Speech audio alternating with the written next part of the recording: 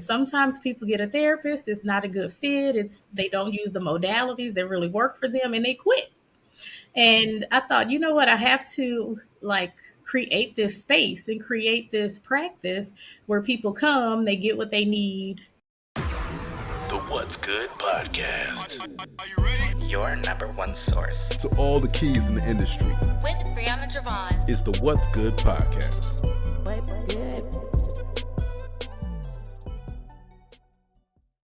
Hey, ladies and gents, this is your girl, Brianna Javon, and we are here with another episode of What's Good podcast. I am super excited. We are here for Wellness Season 9. I know it's been a long time coming, but we are here and we are excited. And we have another guest with us. Her name is Natalie Thomas. How are you? I'm good. How are you? I'm doing amazing. Thank you so much for being here. We are so excited to get started with the conversation. As you guys know, we do not have interviews. Instead, we have genuine conversations. So let's get to it. We usually start off with every episode with an icebreaker. Are you ready for your icebreaker? Yes. Awesome. Okay. So what's your go-to way to reset after a long day of helping others? Yes. So before I answer, first I want to thank you for focusing on wellness this season. We need it so badly as women in various communities. So thank you for that.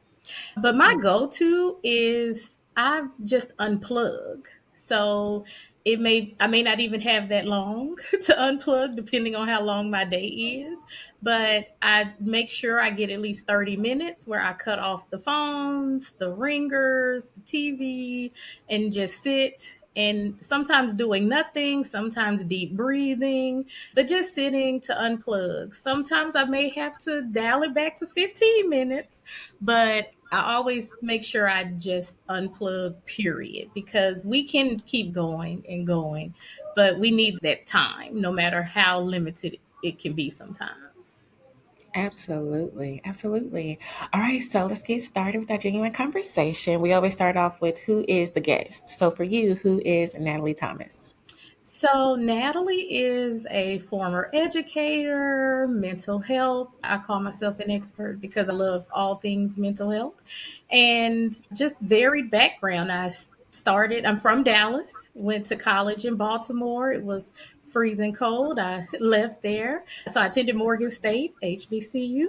I left there and said, nope, I love the East Coast, but got to dial it back. So I actually went to grad school in North Carolina, loved it, but ended up coming back home to Texas to teach. And I started out as a teacher and moved over, did that for 3 years, moved over to school counseling. I was a school counselor for 18 years, but still very involved in mental health with my church and other churches and other organizations. So mental health has always like really intrigued me. I am very grateful to have had a mom that always was into mental health. So back in the 80s and 90s, we watched her go to counseling. We watched her bring home these self-help books. And so even at a young age, and even in that time, right, because the 80s, people's mothers were not bringing home self-help books, right? Right. So I am very grateful. That is one thing that she always emphasized was how you can be better and that you don't have to do it yourself. And so we will sometimes try to figure it out. We'll talk to our friends about it and we never reach out for help. We never reach out for tools. We never reach out for strategies. We just have conversations about it. And I just saw that. And that was just something that really inspired me. I saw her grow. I saw the benefits of growth in my home. And she was a single mom. So I'm watching her, right? Just grow and be better. And so my master's is in school counseling during the pandemic. So I did 18 years as a school counselor, but during the pandemic, it was super stressful. And I said, oh, I have to pivot. And I thought at my big age, can I really be pivoting out here? I've, been in my career over 2 decades. And yes, I'm, a school counselor. I'm involved in the community doing mental health. Like, is this something I should do? But I went back to school, took the classes, did the internship to get my licensure, and said, you know what, I'm going to open up my own practice because what I kept running into in my internship were clients who were saying, I really enjoy what you're doing, but I was people's second or third therapist. And I'm just grateful that they hadn't given up, that they knew what they needed and they kept coming. But that doesn't always happen. Sometimes people get a therapist, it's not a good fit, they don't use the modalities that really work for them and they quit. And I thought, you know what, I have to like create this space and create this practice where people come, they get what they need. And so we use solution focused brief therapy, which is very different from most modalities. Most modalities, you sit, you talk, and that's it. But we do, like, we find, okay, what's your concern and how do we fix it? We're very much problem solvers. And so that's just how my brain has always worked. So if I had to sum myself up when you say, who is Natalie Thomas, as much as I love mental health, I've always been a problem solver. And so I've taken that also into my work as a mental health professional. I love that. And I do want to tap into it because, like you mentioned, we talk with our friends all day, every day, All day. and we vent. But where's the solution? How are we going to make this situation better? Because if anything, they're probably, hyping you up. Yes. Yeah. Oh, yeah. And Birds, so, right? They say birds of a feather flock together. We know that's true, right? So, absolutely. however I'm feeling and whatever I'm thinking, they're echoing that and clapping me up and patting me on the back, right? And no, and Mhm. then we still don't have a solution at the end of the day. Absolutely. So I want to tap into the problem solving portion of it because, like you mentioned, it's a difference because the conversation piece needs to happen, but also what are we going to do as far as the growth portion of it? Mm-hmm. So, when Mm-hmm. did you realize after speaking to those people and realizing, okay, no, we need some action to be implemented after we leave this conversation from each other? Yeah. So it was funny. I really kept hearing it and I thought, because they kept saying this is real different, this is like the way you approach things is very different, and I kept thinking I've always done this, and so what's the difference? But I realized that there, as challenging as being a school counselor had gotten, that I needed to pivot. The blessing was I've always had to be in that space. So when a kid comes in, we don't have 12 weeks, 14 weeks, 18 weeks. We have 45 minutes, an hour, because they got to get back to class. So when they come in, I'm like, okay, you didn't come in here because you were feeling good. You came in Mhm. here because you're angry. You came in here because you're grieving. You came in here because, right, a lot of times, especially with youth nowadays, the suicidal ideations are very high. Right. And suicide is the second leading cause of death for teens at this point. So that was coming into my office a lot. So when the kid is sitting there and they're like, I want to unalive, you don't Mhm. have 12 weeks, right? You Mhm. have to help that child right then. And so when I started to work with adults, I took that same mindset and that same just rhythm into those sessions. And I had no idea it was even different, honestly, because that's what I've always done. I always, right, for 18 years had 30 to 60 minutes to get this right. That doesn't mean that was the only time I saw that child. They may come back the next week, and yes, I may have some more time with them. But that day, in that moment, that problem had to be solved, or at least look like they could see a bright star to get to a solution. And so Mhm. I had no idea that the way I worked was any different until people kept saying it. And I thought, there's something to this. So let me explore. And that's when I realized, oh, this is a whole problem solving thing that I'm doing that isn't obviously very common. I love that. So let's say for someone that's coming to see you, right? They know they feel heavy. They know that something is wrong, but they don't know quite what's wrong. How do you help them with finding out what's happening to find a solution? Because a lot of times, like, we don't sit with ourselves, we don't know, we just on autopilot. So we know we're heavy, but what is this feeling that I'm going through?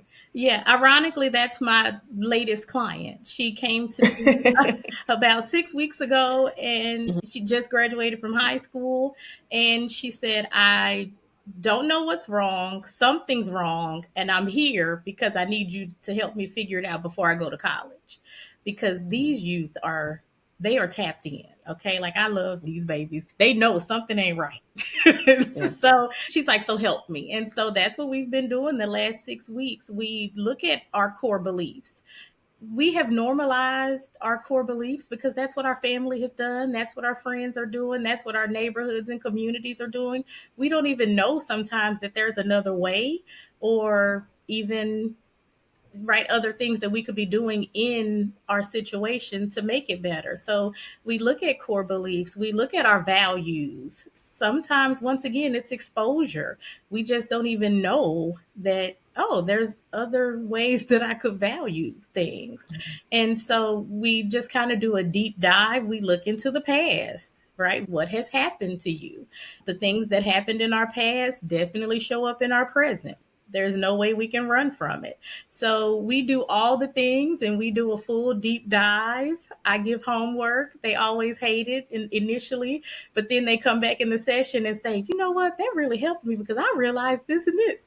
So some of it is them coming to the realization on their own, and I'm just the guide to help them through that exploration. We don't, as therapists, we don't give advice, but I definitely hold their hand and say, hey, let's get through it. Let's explore.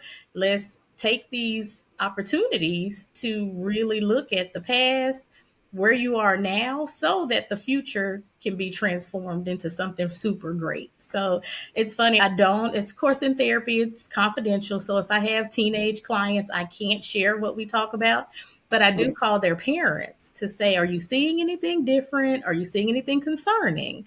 Let me know. And so it's funny when I talk to the parent, she's like, oh my gosh, I love what's going on right now. So I get the feedback from the parents because sometimes we're so hard on ourselves. So I can't always ask a teen client because, right, they're so hard on themselves. But I love to also hear from the parents in that case. But with adults, we're very well aware because our friends will tell us you're changing, or Mhm. something's different, or you're not as, irritable anymore. You're much easier to get along with right now. And so we start to see just our personalities changing a little bit, just our habits changing. Sometimes they're not as toxic. Sometimes people do self medicate. And so maybe my client isn't drinking wine every night. Maybe they are taking some different strategies and skills. And so I just love to see them transformed. But yeah, I love it. That's so good. I do want to ask, let me know if I'm reaching a little bit. Okay. What is, during that self discovery, self reflection, what is one question that you do ask those clients, or even if it's a part of the homework, for them to like really deep dive and really sit there and discuss those items with themselves? Yeah, so I'll say especially for the core beliefs, because that's where a lot of our hidden toxic triggers are. I actually have like a, I guess like a page that, because I'm virtual, so I work throughout Texas with clients, and so I'll pull up a page that just has different core beliefs on there. It's so totally Googleable, and we'll walk through it and say, hey, do you see any of these? Do any of these resonate with you? And so from there, I'm able to guide them into really exploring it, but they identify it on their own. So I pull up all the core beliefs, they identify, and then we go from there. Very So that's nice. just Very nice. one. Okay, that's good. That's good. So Very good. there's a therapy modality called Adlerian, and that's actually part of his therapy modality, is that we need to look at our core beliefs. We need to see and it's really the self-talk that we've been doing for ourselves. And so, for instance, one of them may be, I'm unattractive. Well, that could Mm. be one of them. Well, however, that does affect how you show up. I'm not as friendly to people. I'm not as outgoing because my self talk is going to get in the way. And so we look at those core beliefs. Like I said, people can Google, find out what those core beliefs are, but it's part of the Adlerian therapy modality. That is very nice. And so once we get to those core beliefs, how do we constantly remind ourselves, like, we got to stop doing the self-negative talk. I know that this is to be true, that I am beautiful, that I am worthy, I am these things. How do we make sure that we are encouraging ourselves now that we found what our core beliefs are? Now we're reminding ourselves about this. Yeah, and that is exactly what we work through during our sessions. And it is totally getting rid of those. The challenge is most people don't know how, right? We can sit in a space and someone can tell us, I'm beautiful for a year. But if our core belief, if we don't Mhm. believe that and our self talk is talking us out of that every day, we go back into the spiral and spiral Absolutely. down back into the ditch, right? And so some people, even once we realize where they are and what their core belief is, that's when I really do have to spend time getting them out because they don't even know how to get out of that space. Self talk, I tell everyone it can make you or break you. And so we know people who are super successful because they are pumping themselves up all day. And we know people who are brilliant and amazing and not as successful because they've talked themselves out of the game. That makes sense. Okay. And Hmm. so I want to talk about people on the outside. They seem so put together, right? But internally, they have some things that they're going through. And Hmm. so, how do you, or what challenges do you see that's pretty common in helping them break down those barriers? Like, there's some things that we need to talk about. Yeah. And once again, it's always for me a problem solving. So sometimes it's just asking them, what is keeping you up at night? Mhm. Because they may be put together on the outside, but there's some things that are really bothering them. There's some things that they know aren't right. And sometimes as adults, they're able to identify. Like I said, my 18-year-old came to me like, something's wrong. I don't know, but she's younger. But as an adult, we know, we may not know the full, scope of it, but we know, oh, my family, continues to really stress me out. So then I know, okay, let's work on this family situation. Let's explore the family situation because work may be fine Mhm. and, their extracurricular life may be fine, but everybody can generally identify that one area that is really keeping them up at night. That's good. That's good. Okay. And so, my last question when it comes to our genuine conversation today is when it comes to high achievers. So, the high achievers, we're doing all the things. We want perfectionism. We want to make sure everything is done right. How do you help them in breaking that barrier to say it's okay to give 80%? I was talking to somebody and they was like, 80% is okay. That's the only reason why I said 80%. But when they said 80% is okay, and I was like, you know what? You are right. Because in school, that was passing a Hmm. B. That We're was a B, though. That was passing. above passing. Right. And so when she said that, that really resonated with me because I am somebody, of course, like, especially with me helping out clients, with me doing the things to make sure that we get the results because you're paying me for results. So I need to make sure that we do the best that we can and get those results for you. How should we take that in? Even, high school, kids have to worry about this too. And also, as grown-ups, we have to worry about this as well. Does it look like to walk away from that perfect mindset to say, today I'm okay with 80%. I've showed up, I did what I could. I'm not going to spend another 5 hours to 10 hours on this same thing all day, every day. What I have is enough for me to just submit and move on. Yeah. So I call myself a perfectionist in recovery. Mhm. And in our counseling programs, we have to go to therapy. And so I went in thinking, oh, I'm good, because once again, I grew up in a home where my mom always, hey, read this book, I listen to podcasts, I'm a believer. I do a lot of prayer, like, Lord, show me these things. And so I honestly Absolutely. went in thinking, okay, I'm good, And the first thing my therapist said was, but you're a perfectionist. And I thought, no, I'm not. He's like, yeah, you're a control freak. because perfectionists are control freaks. And I thought, no, that's not me. Like, I don't know who you're talking about. And as we continue to work together, I was like, woo, I'm really a perfectionist. And I realized how stressed I was. Like, I was able to pinpoint the health effects that it was giving me. I was able to pinpoint the anxiety that it was bringing to me. I wouldn't have called it anxiety because I had normalized it. But I totally had anxiety. Like you said, I'm like, what is my product? What are people going to think? Am I delivering?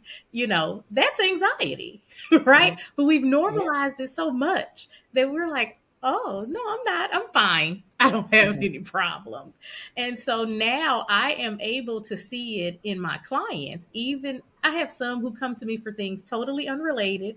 We will work through that. And then I will bring it up and say, I know we've resolved your concern, but I have a concern. And if you want to work through it, we can. And I will say, you're a perfectionist. And 9 times out of 10, they're exactly like I was. No, I'm not. And I'll say, tell me about your health, because they didn't come to me for that. So I don't bring it up. We solve the problem that they've come for. But if I Mhm. see it, I know the effects of it. I know how hard it can be on our bodies, on our minds, and even on our lifestyle, because there's a whole different lifestyle from someone who's a perfectionist.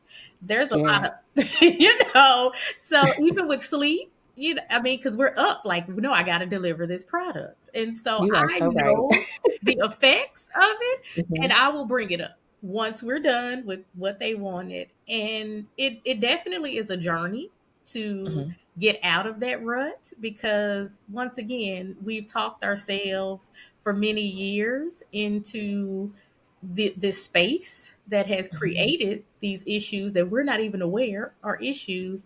But not only that, we will wear it as a badge of honor, because I will tell you, I know I've been in interviews and they said, what's your challenge, or what's, your negative quality? And I would say, I'm a perfectionist, because not knowing how negative that really is. Mhm. And so there is just a whole gamut of issues that comes with that. And I'd love to walk my high achievers through it because I've been there. That's good. So you're pretty much coming from your own experience and supporting them. Like, we could talk apples to apples at this point. Yes.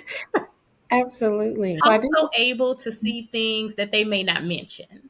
So I'll say I was talking to a client last week and I knew there was some things probably going on in her family as far as competition that she probably hadn't mentioned to me, just from a few things that she said. And I said, I want to ask you a question.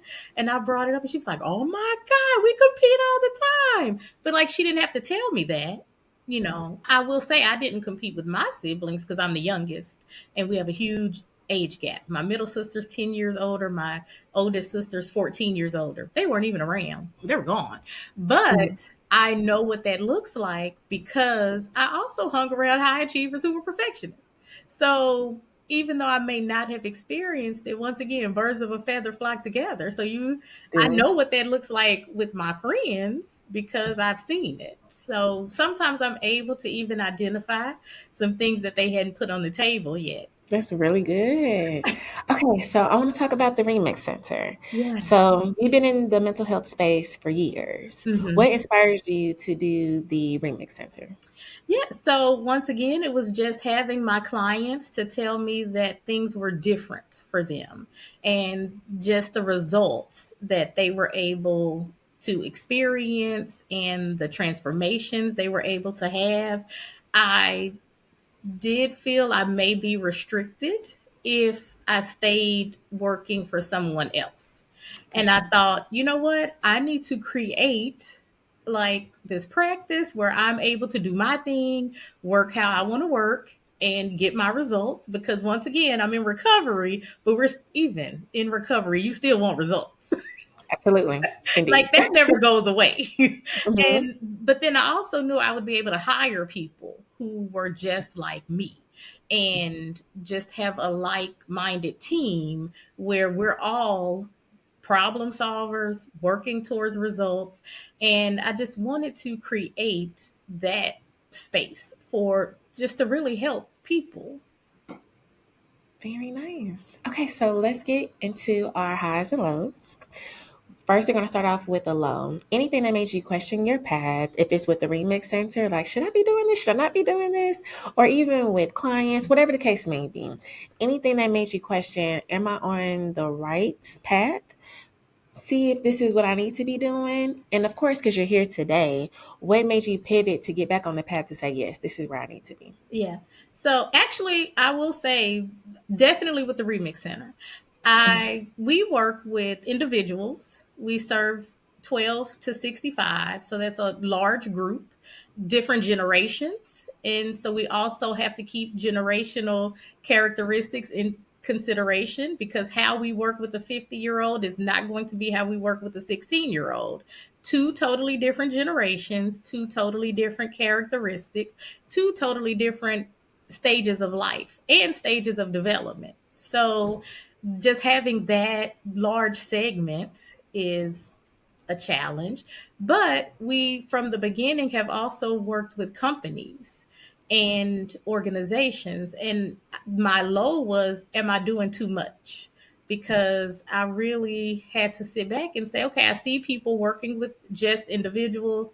I see, mental health professionals working with just companies, but can I do both of them? And is this too much? And it was a lot of me in my head trying to figure it out. And I said, I tell my clients to go to get help, to seek help. So I had to do that as well and really get a mentor who was able, who not even mental health mentor, but a mentor who just outside of this space who was able to say, you know what? It is too much if you do these things. It's not too much if you do this. And so just able to get that guidance that I'm telling my clients to go and get every week. Indeed, because you have to kind of separate it from, like you said, the mental space. Somebody that was out of the box that don't really know what's going on your day, to Yeah, say, "Hey, outside looking in, this is what I think you should do." I think yeah. that's good. And actually, we're not working together now, but he Mm, actually, so first of all, it was a male. I went to someone totally different from me. And very he was nice. also in the cosmetic space because to me, cosmetics, there's so much. You have Yeah. cleansers and all the things, and then makeup. And so I thought, you know what? I bet L'Oreal had the same issue. This too Mm, much. And so that definitely was my low of questioning myself, questioning my services, and just trying to navigate that and figure that out while also being a new entrepreneur. All of very that is nice. super stressful. And so I Mhm. knew I had to get some help with that. That is very nice. So it was strategic for you to find someone that mirrored what your day to day activities were. It wasn't the exact same day to day Mm-hmm. activities, but it mirrored it. Yes. Very strategic. Okay, I see what you did there. Okay, so on the opposite side of the spectrum, let's talk about some highs. What is something that we could celebrate with you today? Yes. So one of the things with my mentor that we talked about was really niching down. And he's like, hey, you have tons of experience in the education space. Have you thought about providing workshops for teachers, for parents, just in the schools? And so I thought, you know what? Look at you being a problem solver when I couldn't. Mhm. And so, one service that we've added this year for 2025 is to actually get into the schools to become providers for staff development, for parent education. And we have been approved for 4 districts at this point. So we've been approved for Fort Worth ISD, for Arlington ISD, New York City public schools, and then also Region 1, which is all of South Texas. So I'm really excited to get ready to reach out to these principals, let them know we are here, we can help, we can assist, and just work with their teachers. As a former educator, education is the number one stressed field. So they are the Mhm. most stressed professionals, and we're just excited to be able to help them. I love that so much and congratulations. Thank you. Oh my God. Okay, so I do want to ask you, and this is for me too. Okay. What did that process look like for you to start reaching? Yeah, like how did you put yourself out there, meeting and greeting, and seeing who was going to take the curriculum, the workshop? What did that look like? Listen, it has been a whole exploration, which is why I'm calling it a celebration. So Mm-hmm. to work in schools, you don't just pick up the phone and say, "Hey, I want to come in." You actually have to submit a proposal. The proposal has lots of components to it. They vet you. They look at all, they even look at your financials. Like like, should we pay you? Is this because it's Oh, taxpayer wow. money? So they want to Mm-hmm. know, is your company a good investment for us? Or is your company on its last leg and we're spending these taxpayers' money on you? So it is a process.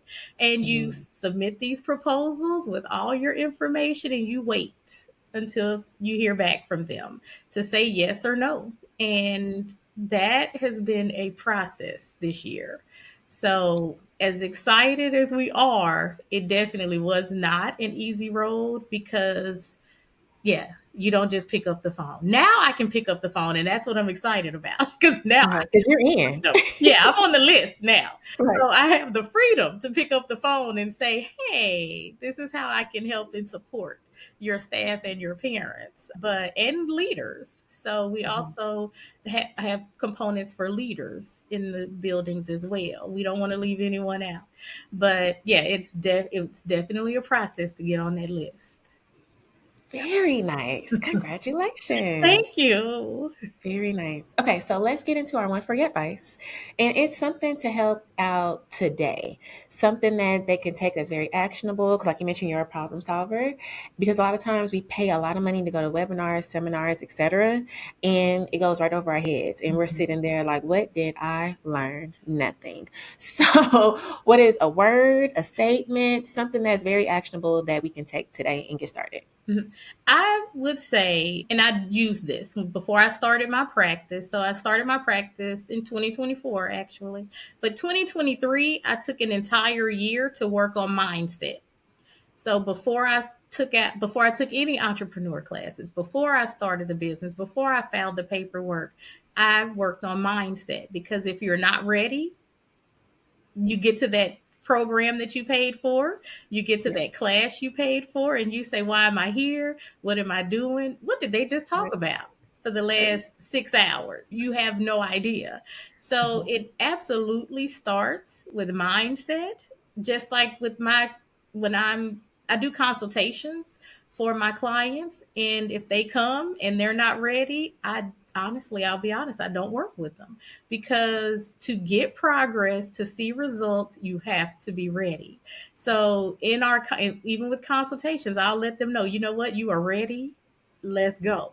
And if not, I'll say, hey, I want you to really go do some mindset because I don't want you wasting your time and your resources when you're not going to probably see the progress because you're not there yet. And sometimes that can be a tough conversation because it's hard to hear that you think you're ready for change and you're not. So my free thing, definitely, listen to the podcast about mindset, listen to the podcast about change. People do have workshops. I attended quite a few workshops on change and mindset, and I just made sure that I was ready before I dived in. So I'm big on analogies. And so I know with everything going on, the tragedy in the hill country, I was really trying to figure out like what really happened with these floods. And what I found out is that it's been so hot and the ground was so dry that when the waters came, it didn't absorb. It rushed over them. And I feel like that happens to us. If we're not ready to absorb this new information, this new change, it rushes over us. So, like you said, it's not uncommon to sit in that class and try to figure out what just happened Mhm. because we weren't ready for it. So, until until we're sponge like, don't make any changes, don't make any new moves, be ready first. Very nice. That was really good. No, you're gonna get me to get my mindset right about some things. That is because I think you can do that with each new chapter. Like, you're pivoting to something new, Mm-hmm. or there's a new opportunity, a partnership, anything like that. Is like sit back, get your mindset right. So Mm-hmm. when you go in, you're more prepared on what can happen or what may happen. Mm-hmm. So that's really okay, Miss Natalie. All right. So, how can people stay up to date with all things that you have going on? Social media, website, newsletter, etc. Yes, so we have our website is www.theremixcenter.com, and it is general information about our services and what we do. We do have social media. We're on LinkedIn, we're on Facebook, and we're on Instagram. We're on TikTok, but I will admit sometimes it falters a little bit, but we're on there as well. And on our website, all of our links. We're Ask the Remix Center on all of our social media handles. But if you need the link, they can actually go to our website, and there's all of our links for our social media are there. So we would love for you all to join us and follow us. So subscribe and like and comment. I get a lot of feedback like, oh, we really love what you're doing, because we post tips, we post inspiration, we post information. And so I get a lot of text saying this was good, but we don't get a lot of engagement. And so we definitely would love for you all to like, follow, share, but engage as well. But our website, once again, www.theremixcenter.com, and all of our social media handles are there, but we're Ask the Remix Center on all platforms. Sounds amazing. We'll make sure to have the links within the show notes so you guys can just click and engage. Okay. Yes. Y'all got y'all directions for the day.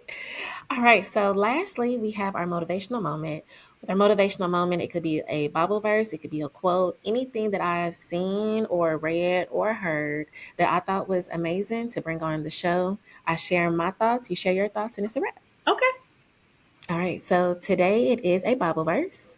Come to me, all you who are weary and burdened, and I will give you rest. And this is Matthew chapter 11, verse 28. And I'm going to say it one more time. Come to me, all you who are weary and burdened, and I will give you rest. And so when this was the verse for today, it really had me thinking about my own journey when it comes to my anxiety, to my grief, to all the things. And it's like God literally said for us to just lean on Him and we will be okay. But I feel like a lot of times I'm just moving and grooving and just trying to work things out myself versus allowing that space for me to just be in that safe space with God to say, can you handle this for me? Because I'm about to pass out at this point. My body's aching. I got headaches. My chest is burning. Lord. And so before I became an entrepreneur, I didn't have any of these problems because it was really like a safety net. I knew I need to go to work. I had that safety net of when I was going to get paid every 2 weeks. But now, since I have that drive of being an entrepreneur, and really, if I don't work, I don't eat, the anxiety has came in. But at the same time, I have to remind myself that God will not give me too much that I cannot handle. And so when things feel like it's too much and I know I need to rest, I have to take that time and talk to God, journal, pray, find some Bible verses that's going to encourage me, and really just sit down and rest and not do anything. People laugh at me all the time. I'm a big nap person. I will take a nap Yes, come for on, this. Nap. I if I was at home, I would take me a nap before my next call at 2 o'clock. But I'm like, okay, we got to get ourselves together. We're not at home. But I am a big person on taking naps. And everybody was like, well, Brie, you might as well go ahead and get used to it because when you have your kids, you're not going to get no rest. I don't know who told y'all that. I'm going to have me a partner and he is going to help and support me to where I can go take me a nap. He is going to take them kids outside. And I am going to go in this room and I'm going to take me a nap. And I'm going to put that in the air, in the atmosphere from my mouth to God's ears because I need my naps. But anyway, when it comes to this scripture, it really provides like a reminder that we need to rest, that we need to lean on God with everything that we feel like we're a burden to or a burden to us. We just need to bring it to Him to say, how can we take care of this? What's the solution? Because he will provide it. If that's through somebody, we get signs. I get a lot of downloads when I'm in the shower, Yes. if I'm driving, those different ways. So if you ask him, he will let you know. So how about you? Yes. So I love that. One of the services we provide, we do ask our clients if they want Christian counseling because all of us have also worked at a church counseling center previously. And so we do ask, of course, clients, some don't, that's not a choice of them, and that's fine, totally fine. But if that is something they want, we do provide that. And that is one of the scriptures that I will pull out a lot with my high achievers and my entrepreneurs because it hits differently. That rest is different. Yes, it does. And so I love it because that scripture gives us permission. Sometimes we feel like, oh no, I don't have time, or my to do list is so long, or I have so much to do, or once again, what are my results going to be? How do I get these deliverables done? But I feel like that scripture is like, hey, listen, this is not what we're doing. I'm telling you, it is okay. I am giving you permission to rest. So a lot of times we have the permission and we're not using it, or we don't know how to just get our mind once again to be ready, right? To actually take that time to sit and rest, which kind of why you ask at the beginning that I make sure I unplug hopefully 30, but at least 15 every day because I'm learning to make sure I get my rest spiritually as well. And I'm working on sleep. So that's my next goal. That's my personal goal is sleep. I, I've always been a night owl. I'm terrible. And so, but I'm telling my clients to go to sleep. So I got to start working on that for myself. I love that. All right. So is there any last words? Is there anything you feel like I missed today? No, I have loved this conversation. Thank you for the invitation. Once again, thank you for focusing on wellness this season. It is not only timely, but necessary. And I just want to encourage, everyone listening to seek help.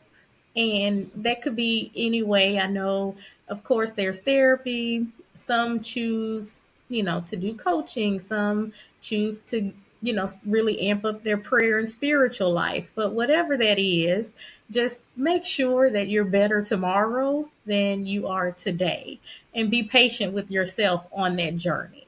But we all have room to grow. And so I just hope that your clients are ready to grow. And if they're not ready, because sometimes we have to get that mindset together, just start working on that mindset to get ready for growth. Beautiful. Well, I am so thankful for you, Miss Natalie. You have gave so many tips and tricks and resources for the people. And so if you're listening to this morning, noon, evening, or night, thank you so much for tuning in to another episode of What's Good Podcast. And we'll see you guys next time. Thank you. Thanks for joining us for another episode of What's Good Podcast with your girl, Brianna Javon. If you found today's discussion inspiring, don't forget to hit the subscribe button on your preferred podcast platform. Explore additional resources on our website at what'sgood-productions.com and find our social media links listed in the show notes. Stay tuned for more captivating stories ahead. Until next time, stay blessed and keep uplifting your community.